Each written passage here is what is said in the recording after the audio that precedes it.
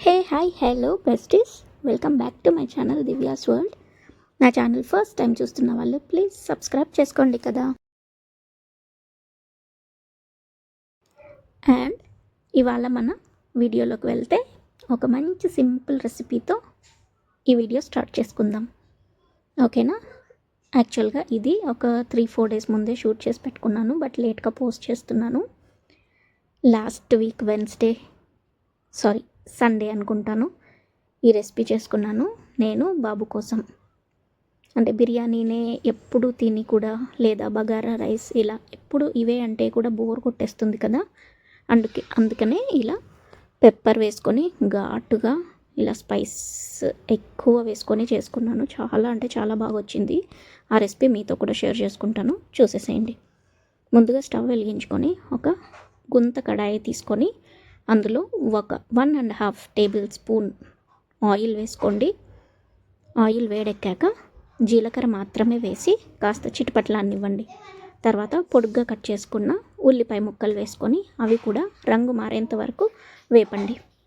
వేపిన తర్వాత పసుపు, ధనియాల పొడి, జీలకర్ర పొడి, అలాగే 1 స్పూన్ కారం తక్కువ వేసుకున్నా పర్లేదు, ఎందుకంటే చివరిలో మనం మిరియాల పొడి వేస్తాం కాబట్టి దీనికి స్పైస్ అంతా ఘాటు అన్నీ అందులోనే వస్తాయి. సో ఇవన్నీ వేసుకున్న తర్వాత ఇప్పుడు కరివేపాకు కూడా కొంచెం లైట్గా వేసుకోండి. అది కూడా వేగిన తర్వాత ఇప్పుడు కడిగి పెట్టుకున్న చికెన్ ముక్కల్ని వేసుకోండి. చికెన్ ముక్కలు పెద్దగా కాకుండా మీడియం సైజులో కొట్టించుకుంటే చాలా బాగుంటుంది. యాక్చువల్గా ఆ రోజు చాలా అంటే చాలా వాన పడుతుంది. ఆ క్లైమేట్కి ఈ రెసిపీ చాలా అల్టిమేట్ కాంబోలాగా అనిపించింది. ట్రస్ట్ మీ, బిర్యానీ కంటే ఈ రెసిపీ చాలా బాగుంది.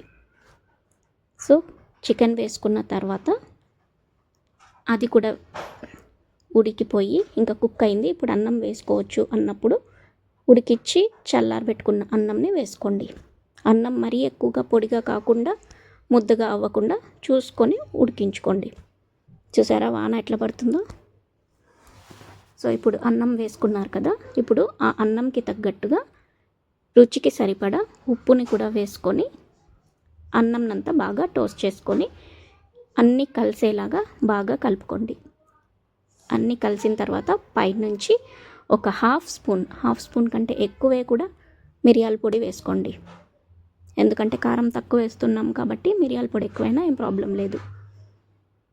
చూసారా, అంతే అండి. స్టవ్ కట్టేసి ఉల్లిపాయలతో గార్నిష్ చేసేసుకొని సర్వ్ చేసుకుంటే చాలా అంటే చాలా బాగుంటుంది.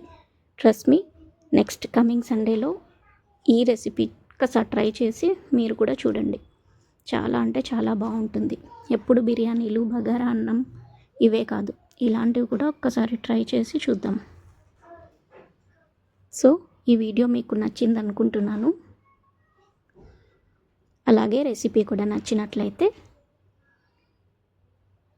నెక్స్ట్ మీకు వీలు కుదిరినప్పుడు ఒకసారి ట్రై చేసి చూడండి. అండ్ ఎలా వచ్చిందో కూడా నాతో కమెంట్స్లో షేర్ చేసుకోండి. అంతే అండి, మళ్ళీ ఒక కొత్త వీడియోలో మళ్ళీ కలుద్దాం. అంతవరకు ప్లీజ్ నా ఛానల్ని లైక్ చేసి, షేర్ చేసి, కమెంట్ చేయండి. అలాగే సబ్స్క్రైబ్ చేసుకోవడం అసలు మర్చిపోవద్దు. మరిన్ని కొత్త వీడియోస్తో మళ్ళీ కలుద్దాం మరొక వ్లాగ్లో. Until then bye, take care.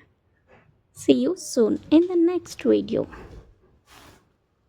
Have a nice day. Bye bye.